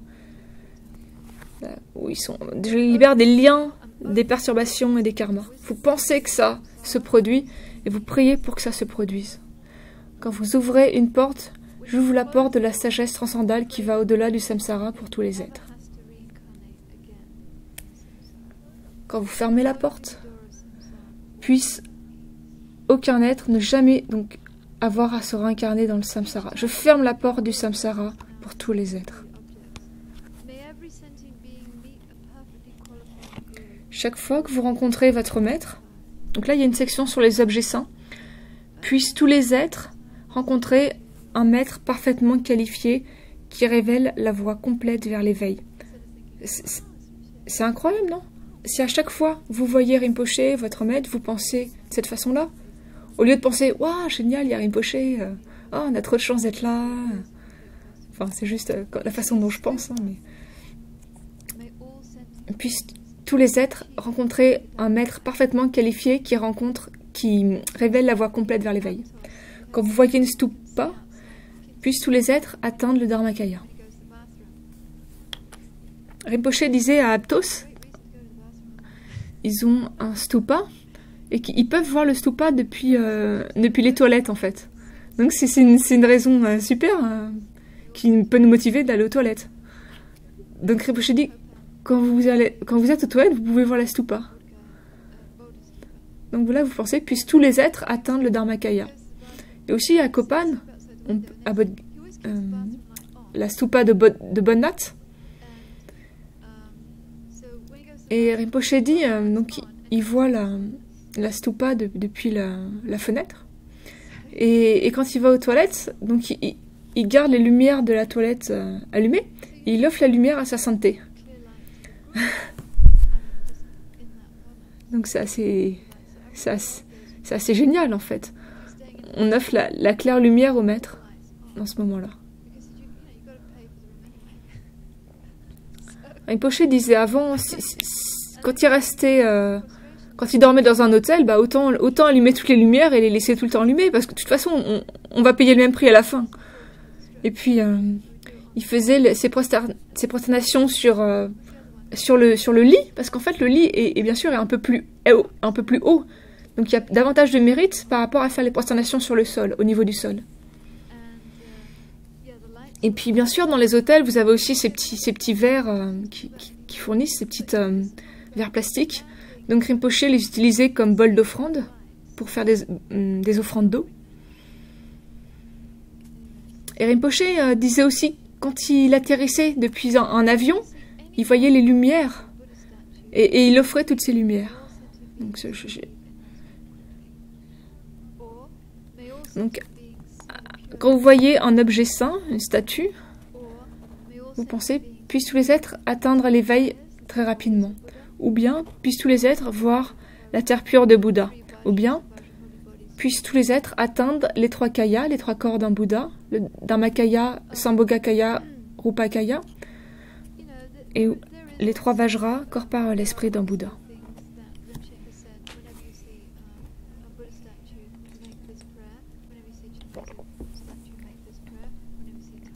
Et Rinpoché a aussi mentionné qu'à chaque fois que vous voyez une statue du Bouddha, une statue de Chenrezig, une statue de Tara, une statue de Chenrezig, de Milarepa, faire cette prière, cette prière, cette prière, cette prière. Donc il y a aussi ça, mais je vais pas rentrer dans ces détails maintenant.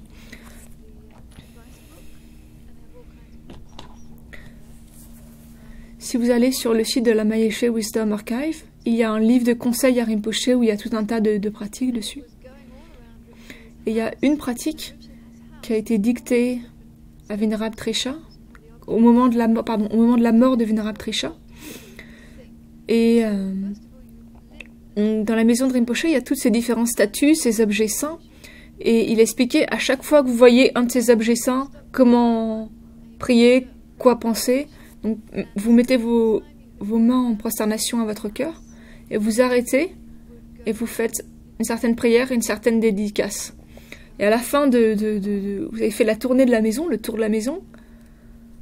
Alors là, waouh! Vous rentrez chez vous avec des cieux de mérite. Vous avez purifié tellement de karma négatif. Voilà, je dis juste ça en passant. Après, c'est quand vous faites un feu, vous pensez « Je brûle les émotions perturbatrices de tous les êtres dans le feu de la sagesse transcendante ». Donc Rinpoché dit que quand vous êtes en train de préparer une soupe ou de faire cuire quelque chose dans un pot, donc la nourriture qui n'est pas cuite, c'est l'esprit non subjugué. Et le feu, c'est la sagesse qui réalise la vacuité. Et en faisant cuire la nourriture, toutes les émotions perturbatrices sont purifiées et toute la réalisation de la bouddhéité atteinte. Donc vous pouvez faire la même pratique quand vous faites cette pratique. Et après, quand vous avez terminé de préparer le repas, en fait, il n'y a pas besoin de bénir la nourriture, elle a déjà été bénie. Et sinon, vous pouvez penser que le feu, c'est vous pouvez relier ça à la pratique de Tummo et penser que la Kundalini fond. Ou quand vous pétrissez de la pâte, pour faire de la pâte, vous pensez que vous domptez l'esprit de tous les êtres en les adoucissant par votre esprit qui comprend la vacuité. Donc en fait, une fois, Rinpoché était à Tushita, Dharamsala, et il a entendu dire que la nourriture était vraiment très très bonne, donc il a souhaité aller parler au cuisinier. Donc il est allé voir le cuisinier, et en fait il a dit au cuisinier de faire ces pratiques-là, de faire la motivation matinale, Jinere Bodhicitta. Rinpoché lui a dit, c'est vraiment très important ce que vous faites, parce que les gens viennent à un cours du Dharma, ils viennent à une retraite, c'est très difficile, il y a beaucoup de difficultés, c'est intense, ils comprennent pas tout, alors si la nourriture est pas bonne, ils partent. J'ai beaucoup d'expérience de ça. Si la nourriture est pas bonne, ils partent de la montagne en courant, quoi. Mais par contre, si la nourriture est bonne, ils restent. Donc on a eu quelques retraites où la nourriture était vraiment très bonne. Donc Rinpoché était vraiment très content. Et on a eu des retraites où la nourriture était très mauvaise et les gens partaient. Donc je sais pas comment c'est en ce moment, mais à Tushita, à Dharamsala, en fait ça coûtait moins d'argent d'être à Tushita.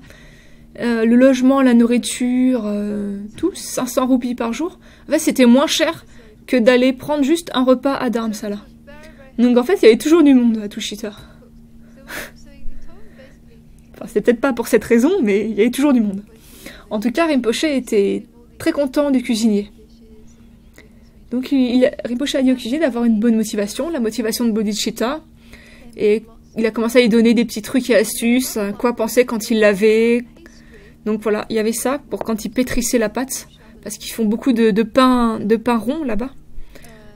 Et aussi quand on roule la pâte pour faire des momos, des chapalés, et quand on les remplit de fromage, de pommes de terre, de légumes, là on pense qu'on remplit l'esprit de tous les êtres des réalisations de la voie, depuis la dévotion au maître jusqu'à l'éveil, afin qu'ils puissent actualiser toutes les qualités d'un Bouddha. Donc, s'il y a quelqu'un qui ici travaille dans un restaurant, qui cuisine, ben, vous pouvez utiliser la même chose. Si vous travaillez chez Taco Bell,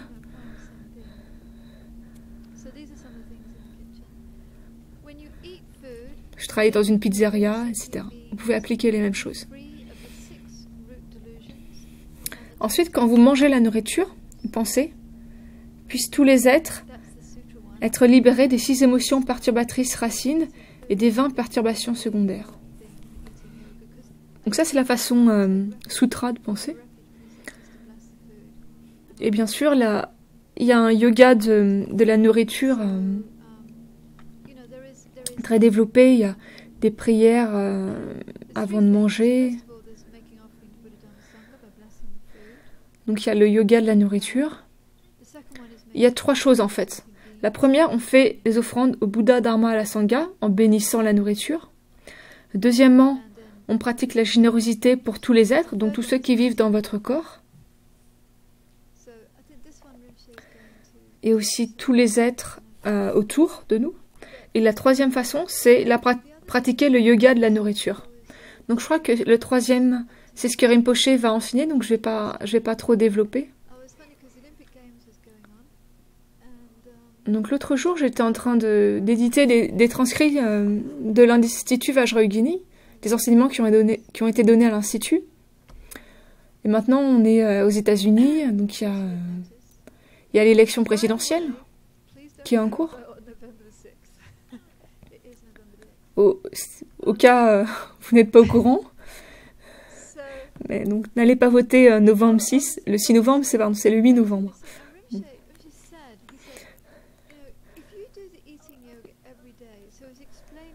Donc j'étais en train de lire, d'éditer ces enseignements, et Rinpoche a dit, si vous faites le yoga de la nourriture tous les jours, donc Rinpoche expliquait comment bénir la nourriture, la nourriture devient infinie, et en même temps, vous pouvez bénir toutes les offrandes qu'il y a chez vous, dans les centres, chez Rinpoche, puis vous les offrez au champ de mérite du Lama Tshopa, dont l'essence est le gourou. Beaucoup sont un et un sont tous. Donc vous les offrez à toutes les statues, les stupas, les écritures, le Bouddha, le Dharma, la Sangha, et tous sont le gourou, sont le maître. Donc ça devient... Vous priez pour sa sainteté, vous souhaitez que les vœux de sa sainteté soient réalisés, soient exaucés. Vous les offrez à Chenrezig à 1000 bras. Vous les offrez au Bodhisattva de Ksitigarbha, au Bouddha de la médecine, afin que tout soit un succès. Et ensuite, vous les offrez à tous les êtres. Donc en fait, vous offrez tout à tous les objets saints. Il n'y a pas un seul objet saint qui soit absent. Donc Rinpoche dit la même chose à propos de l'encens. Quand vous offrez un bâton d'encens, à ce moment-là, vous pensez à tous les objets saints. Et la même chose pour le yoga de la nourriture. Et puis je dis, si vous faites ça quotidiennement, alors vous êtes la personne qui a le plus de succès au monde. Et j'ai trouvé que c'était un commentaire extraordinaire. Oubliez ce que les gens pensent, ce que les gens ordinaires pensent du succès, avoir beaucoup d'argent, être célèbre, avoir gagné une médaille d'or aux Jeux Olympiques, gagner à la loterie. Non, vous êtes la personne qui a le plus de succès au monde si vous faites le yoga de la nourriture tous les jours. Si vous faites ça. Cet instant très court, c'est des mérites incroyables. Et Rinpoche a commencé à expliquer 6 fois les mérites multipliés par extraordinaire. En fait, apparemment, les mathématiques, c'était pas le sujet fort de Rinpoche. Venerable Roger dit que c'était pas le sujet favori de Rinpoche. Mais en fait, Rinpoche a son propre système mathématique, avec ses infinis, multiplié par 6, puissance 10, multiplié par ça, par ça, par ça. Et grâce au pouvoir de choses époustouflantes, incroyables, et j'en arrive au point où ça revient encore et encore et encore, et on l'a encore entendu hier soir. C'est juste, ouais, faut pas perdre un seul instant, parce que ces pratiques sont tellement puissantes.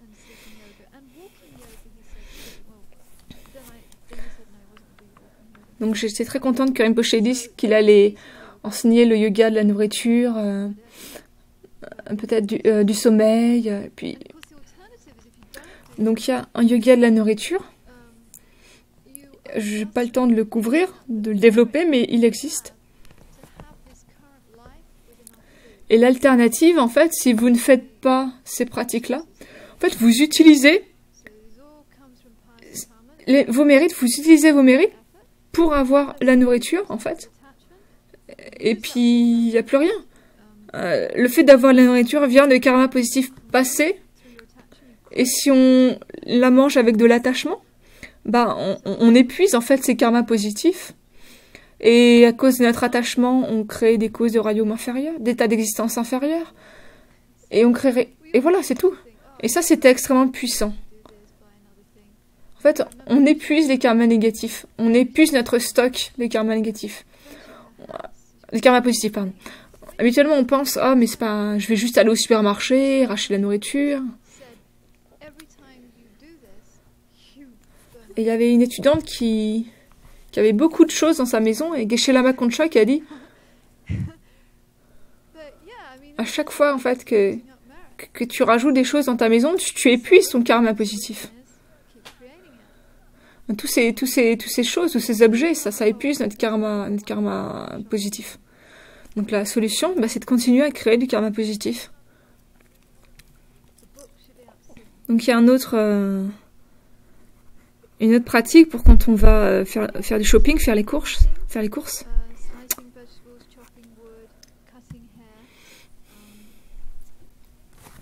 Donc quand on coupe quelque chose, des légumes, du bois, les cheveux, pensez, je tranche la racine de la souffrance de tous les êtres qui vient de l'ignorance et de l'autochérissement.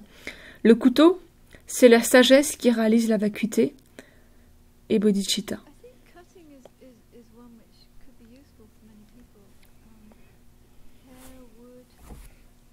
Je pense que couper, c'est quelque chose qui peut être utile à beaucoup de personnes.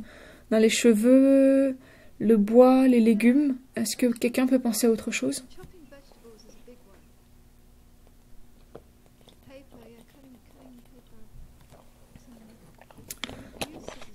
Donc on a coupé les légumes, ça c'est très, très important. Donc il y a le papier, couper du papier.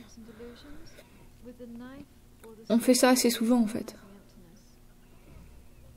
Donc je tranche la racine de la souffrance de tous les êtres qui vient de l'ignorance et de la pensée du chérissement de soi avec le couteau de la sagesse réalisant la vacuité et la bodhicitta. Donc vous coupez l'attachement, les perturbations de tous les êtres grâce au couteau, et le couteau c'est la sagesse qui réalise la vacuité.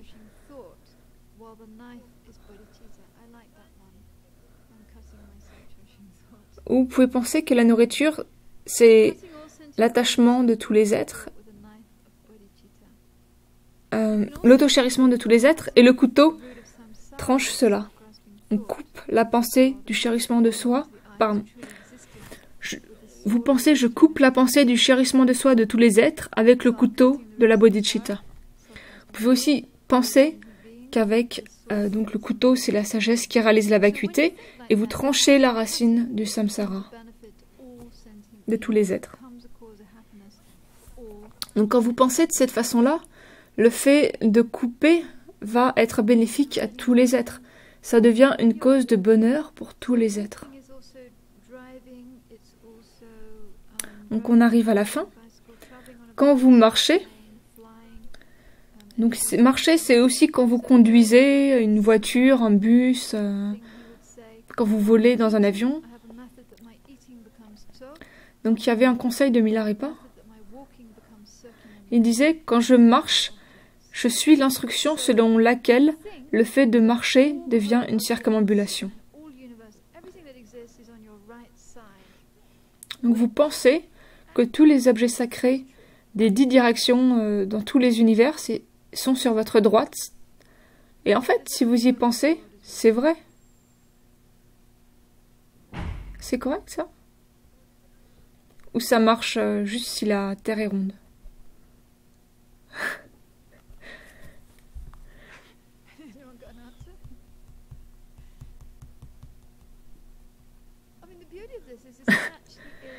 Personne n'ose répondre. En fait, la beauté de ça, c'est qu'en fait, c'est vrai. Parce que Bodh Gaya est en fait réellement de mon côté droit. Si je commence à marcher... la stupa de Bonnat... Et bien sûr, ils sont aussi, en fait, ils sont aussi de mon côté gauche. Mais bref, le côté droit, en fait, c'est la façon respectueuse de faire les circumambulations.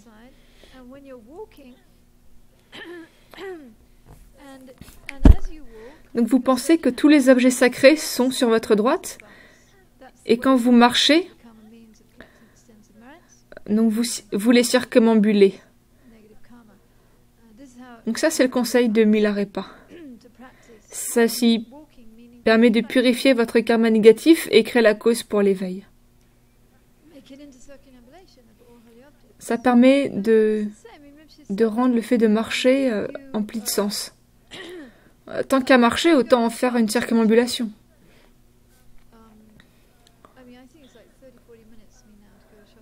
Comme Rinpoche a dit, quand vous allez dans les magasins,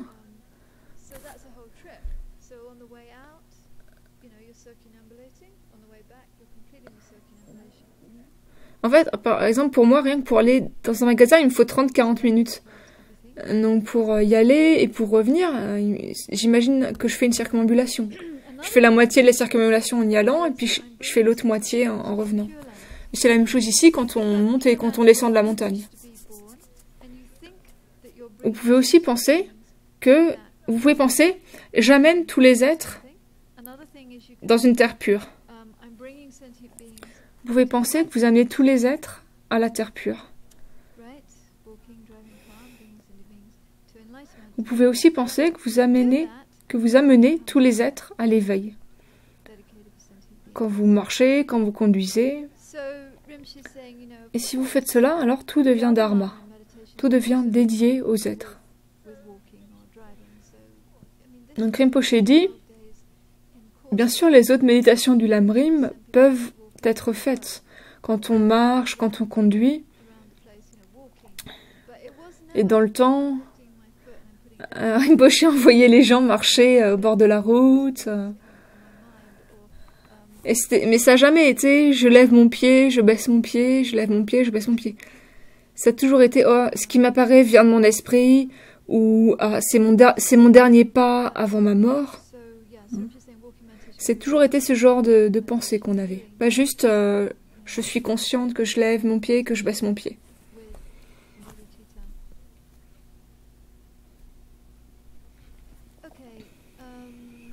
Donc ici on utilise le fait de marcher, on le relie à la bodhicitta.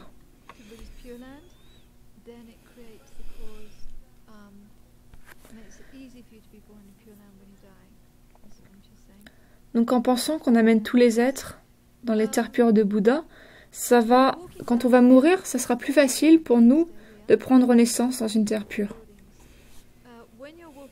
Et quand on descend une colline, donc ça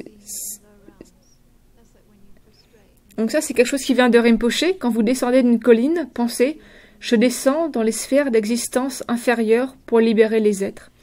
Vous pensez la même chose en fait quand vous vous prosternez. Vous pensez que vous libérez tous les êtres. Et quand vous vous relevez, vous pensez que vous libérez tous les êtres. Et il y a une histoire Disney World land. avec The one in California, donc Rinpoche qui allait à Disneyland, Disney World, Disneyland, here who went. celui en Californie. You can see Lama Yeshe in Disneyland en Californie. Donc Rinpoche est allé à... with some students. Rinpoche didn't want to go. So Donc il y a une vidéo qui a été faite, vous pouvez la voir sur Lama Yeshe Wisdom Archive. Rinpoche Et en fait, Rinpoche voulait pas y aller, Jimmy Neal mais Lama Yeshe est venu et lui dit si, il faut que tu viennes, il faut que tu vois ça. were there. Donc Rinpoche y allait avec des étudiants, Jimmy Neal, Pendé. Et ils étaient sur un bateau, en fait, They were on the Matterhorn. un- Rinpoche sur ce manège en fait où on monte. going up slowly. Get to the top and Donc Rinpoche était assis en silence et puis ils montaient lentement.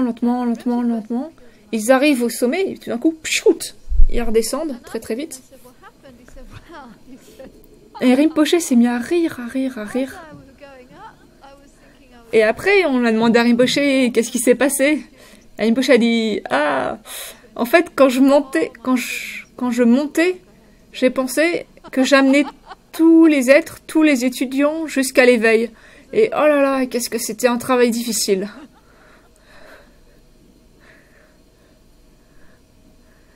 C'est un peu comme l'histoire de la boulimie en fait. Then the last one is when you go to the toilet.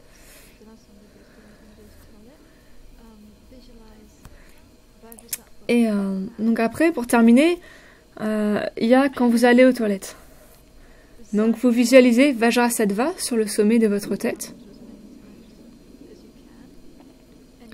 Vous récitez le mantra court ou long de Vajrasattva 21 fois ou autant de fois que vous le pouvez. Et vous imaginez des rayons de nectar qui descendent et purifient tous les êtres sur un disque de lune à votre cœur. Donc c'est vraiment très important d'avoir les êtres à votre cœur. C'est une instruction très importante. Ça permet de faire Powa. Kirti Tsenchap Rinpoche a dit que ça permettait de faire Powa pour les êtres. Pour que Powa soit efficace, il faut quand on fasse Vajrasattva, on ait tous les êtres à notre cœur. Donc quand vous faites ce que vous avez fait aux toilettes, vous pensez que tous les voiles à la connaissance et les karmas négatifs, les maux provoqués par les esprits, les obscurcissements, les maladies, tout ça, ça sort par le bas du corps et s'est transformé en nectar qui pénètre dans la bouche du Seigneur de la mort, qui réside 9 étages en dessous de la surface de la terre. Donc le siège des toilettes, c'est comme la bouche du Seigneur de la mort. Et quand on a terminé, on tire la chasse d'eau, on ferme la cuvette et on pense qu'on scelle avec un double vajra très lourd le siège, le couvercle des toilettes. Et on pense que donc la bouche du Seigneur de la mort se ferme et est scellée.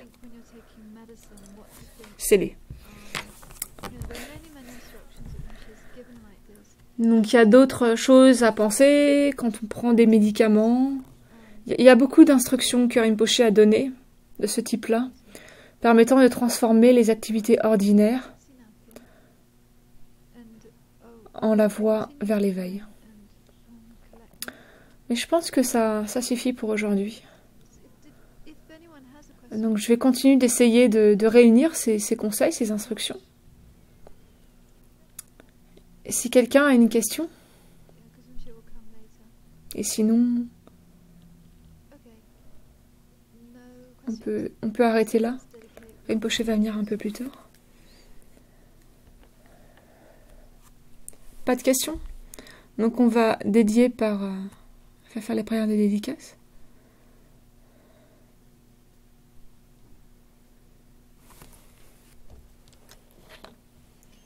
This one is on page 321. It's a prayer to actualize Bodhicitta.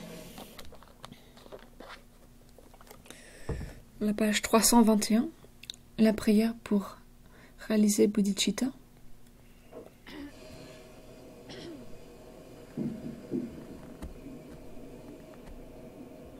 So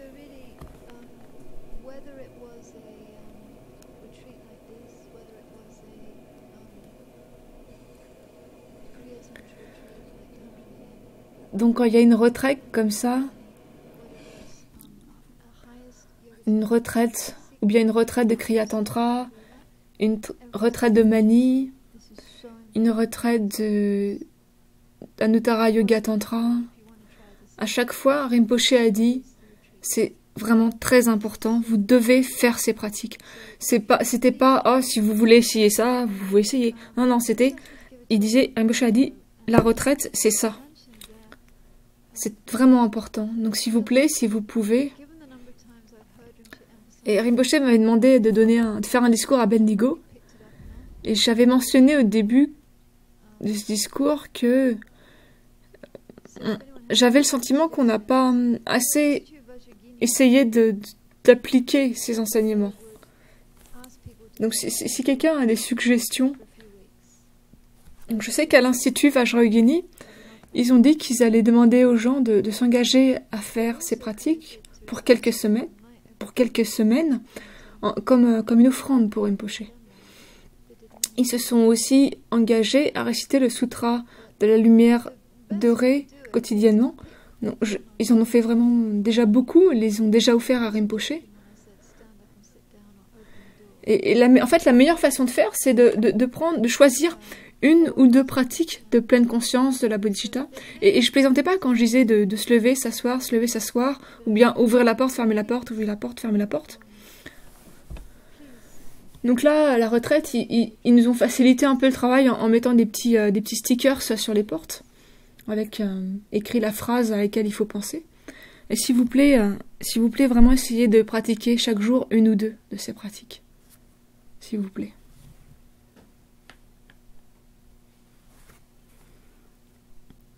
Donc, une question.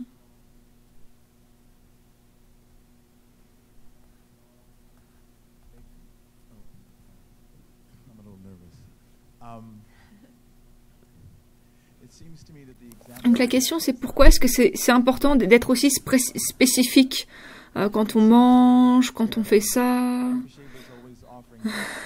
Donc la personne qui pose la question dit qu'elle est nerveuse et Narasara a dit mais et moi alors qu'est-ce que je dois être puisque c'est à moi que vous posez la question.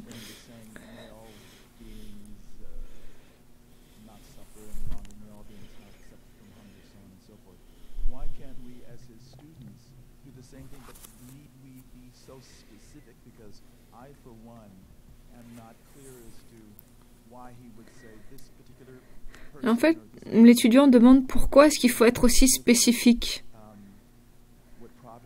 Pourquoi penser ça en particulier? Et il parle aussi des différents types d'êtres.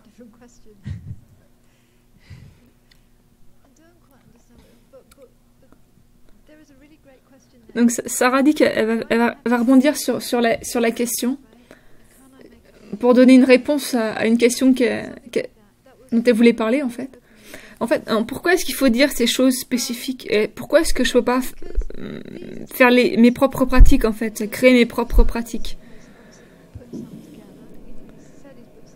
Parce qu'en fait, ces pratiques viennent des sutras. Donc Rinpoche lui-même, bien sûr, en a fait lui-même, on a créé lui-même certaines. Et au Mexique, il y a eu cette question qui a surgi. Il y avait ce groupe de personnes qui ont décidé qu'elles voulaient vraiment enseigner ces pratiques à des enfants. Donc les gens... et après, les gens disent, moi, je suis DJ, ou je joue la guitare, je fais ci, je fais ça.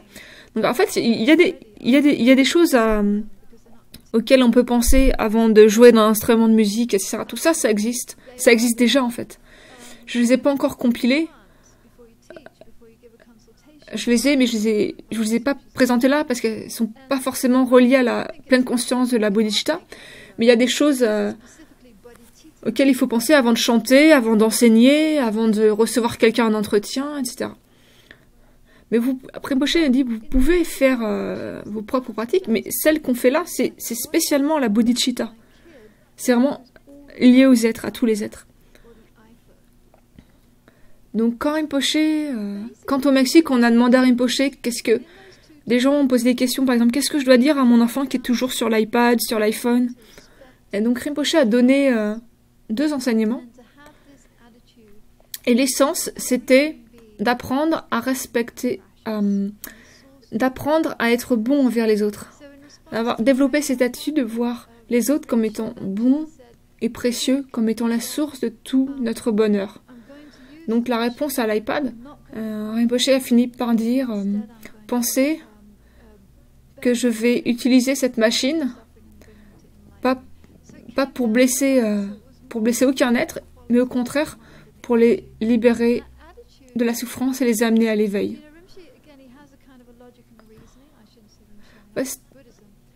C'est surtout cette attitude de l'esprit qui compte. Donc Rinpoche a une espèce de, bien sûr, d'esprit logique. Et bien sûr, c'est le bouddhisme de façon générale, qui dit que chaque être est extrêmement bon et c'est la source de tout notre bonheur. Et un raisonnement, une raison, une explication, c'est que tout notre bonheur, tout le bonheur qu'on expérimente, vient du Bouddha. Le Bouddha a deux activités. Activité pour éveiller et activité pour nous. Donc le Bouddha enseigne et nous, on reçoit les enseignements et on crée des vertus. Et il ne peut pas y avoir de Bouddha sans être sensible. Vous avez déjà entendu ça. Les Bouddhas viennent des Bodhisattvas, les Bodhisattvas viennent de Bodhicitta, les Bodhicitta viennent de la grande compassion. La grande compassion ne peut venir que de l'observation de la souffrance des êtres. On ne peut pas générer la compassion sans les êtres. Donc les êtres sont extrêmement précieux, extrêmement bons. Ça, c'est logique, ça?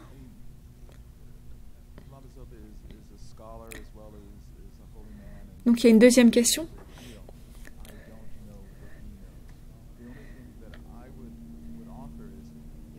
Donc la question c'est, Lama Zopa est un homme saint, un érudit, et donc je ne sais pas ce que lui il connaît, mais moi, à mon niveau, le matin, au cours de la journée, je peux avoir des pensées, je peux penser, puissent tous les êtres être libérés de la souffrance de la faim, je peux penser des choses comme ça.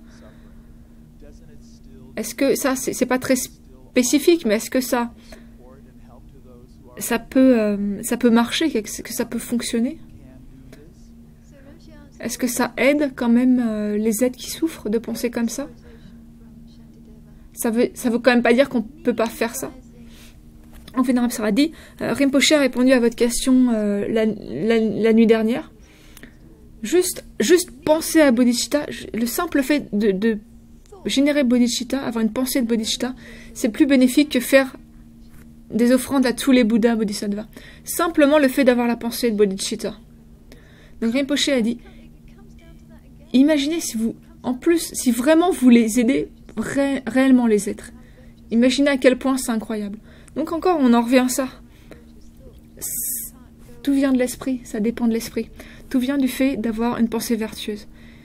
Si vous avez une autre façon de générer un esprit vertueux, si vous ne pouvez pas utiliser ces pratiques de pleine conscience de la bodhicitta, si une autre façon de faire marche pour vous, alors bah oui, bien sûr. Donc moi, quand j'étais en Colorado, dans la montagne, j'ai trouvé que ces pratiques de pleine conscience de la bodhicitta étaient extrêmement bénéfiques en fait. Parce qu'habituellement, j'aurais pas pensé quand je ferme la porte, de dédier cette action à tous les êtres. Donc il y a une troisième question. Donc en t'écoutant, j'ai l'impression que c'est vraiment très important ces pratiques. Avec les informations que tu as partagées aujourd'hui, est-ce que je peux te faire la requête de nous aider en rendant ce matériel, en diffusant ce matériel? Donc, Vénérable Sarah dit que Nick va diffuser ce matériel.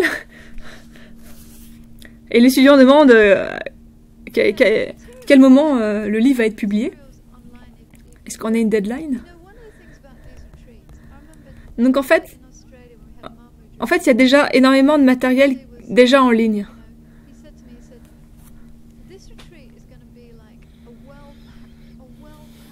Déjà en Australie, lors de la retraite Mahamudra, Rinpoche a dit que cette retraite allait être comme une valise bien faite, une valise bien achalandée. Parce que Rinpoche a tout enseigné, selon mantra, celui-là. Il y avait tellement de pratiques différentes pour nous aider. Et en fait, Rinpoche parlait un peu de ça hier. Faites tout ce que vous pouvez pour accumuler des mérites parce que ça va rendre votre vie suivante tellement plus simple, plus facile. Cette vie va être plus simple, la vie suivante va être plus simple, ça va être plus simple d'obtenir la réalisation, plus simple d'étudier. Donc voilà, c'est une de ces façons de faire. Donc Tom, le directeur du service éducation, dit qu'il y a un petit livret sur la Bodhisattva, sur la pleine conscience de Bodhisattva qui est imprimé pour les étudiants qui sont présents à la retraite.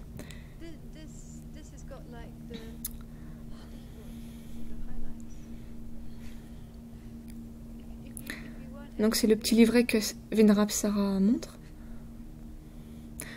Et petite note pour les Français qui écoutent, le livre Bodhisattva Attitude est aussi en cours de traduction. Voilà.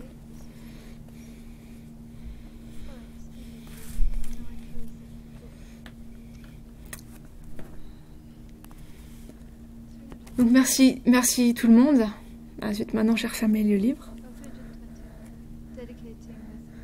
Donc 331, page 331. 321, pardon. Dédié avec Bodhicitta.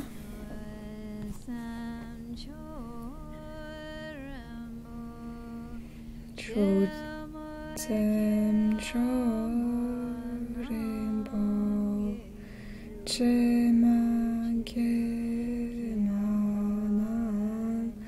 Gegochi Kempa Nyamba Meba Yegone Gongdu Pelwan Sho Gangri Rawe Kowe Shinkante Bentong Dewa Malu Chuende Chenre Ziwang Tenzing Yatsoye Chape Zite Batu Tengyunchi. Extensively clarifies the path that unifies emptiness and compassion. To the lotus holder, Tenzin Gyatso, I beseech, may all your holy wishes be spontaneous. La prière de longue vie pour sa sainteté le Dalai Lama. Hold the subdues moral way, who serve as a bountiful bearer of all, sustaining, preserving, and spreading Manjunat's victorious doctrine, who masterfully accomplish magnificent prayers, honoring La prière de longue vie pour la Mazopa Rinpoche. myself and others, your disciples, please, please, so as you stand up, think, may all sentient beings rise up from the oceans of samsaric suffering. Donc quand vous pensez, quand vous vous levez, pensez, puissent tous les êtres se libérer des océans de souffrance samsarique. Quand vous sortez, pensez, j'amène tous les êtres en dehors de la prison du samsara, où ils sont liés par les karmas et les perturbations mentales.